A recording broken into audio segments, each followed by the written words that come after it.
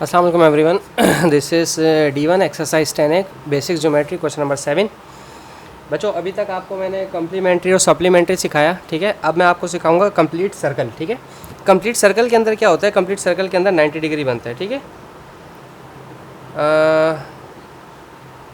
तो 1 2 3 4 ये 4 एंगल्स हैं, A plus 67 plus 52 plus 135 degree, ठीक है। इन सबको प्लस किया तो ये 360 डिग्री बनेगा, ठीक है।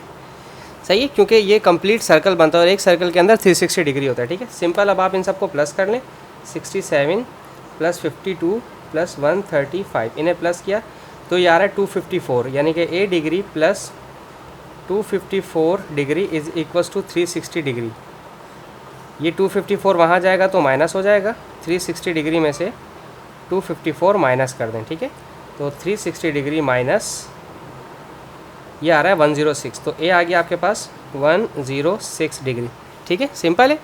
अब देखो यहाँ पर भी 1 2 3 यानी कि 5B plus 3B plus 4B, इन तीनों को प्लस करोगे तो 360 डिग्री बनेगा, क्योंकि ये एक कंप्लीट सर्किल बना रहे हैं, ठीक है। ये देखें लाइक टर्म्स है, 5 6 7 8 9 10 11 12, ये हो गया 12B is equals to 360 degree, ठीक है। ये देखें 12 और B के बीच में कोई साइन नहीं है, मल्टीप्लाई कर रहा है तो वहाँ जाकर करेगा डिवाइड। 360 डिग्री डिवाइडेड बाय 12, ठीक है। अपॉन में लिखना है 360 डिग्री डिवाइड बाय 12, ये आ गया 30 डिग्री। बस एंगल B आपके पास आ गया 30 डिग्री, सही है। इसी तरह से इसमें ये वाला पार्ट भी करना है।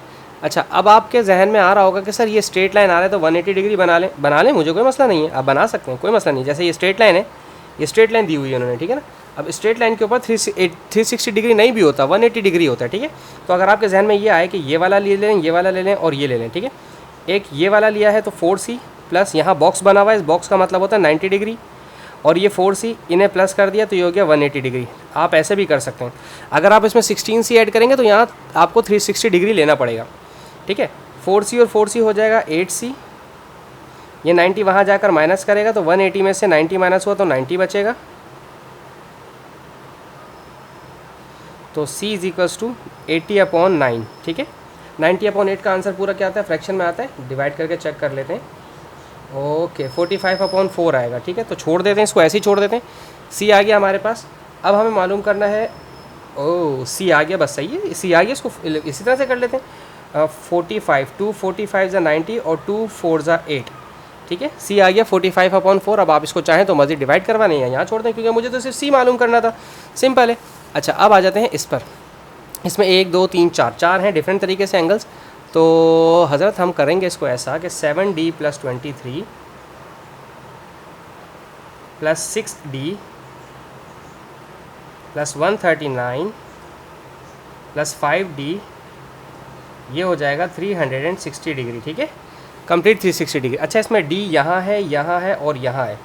7 या 6 और 5, 6 और 5 11, 11 और 7 18D, ये हो गया 18D, ठीक है।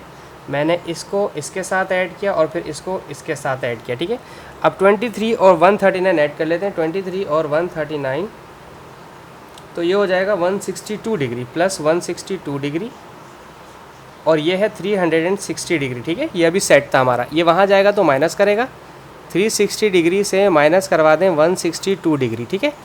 तो 360 डिग्री में से माइनस करवा रहा हूँ, अल्लाह अकबर, माइनस करवा रहे हैं आंसर, तो ये आ रहा है 198। 18D इधर ही है अभी, 18D इधर ही है अभी, और ये आ गया 198। अब ये मल्टीप्लाई कर रहा है 18 तो वहाँ जाकर करेगा डिवाइड, ठीक है।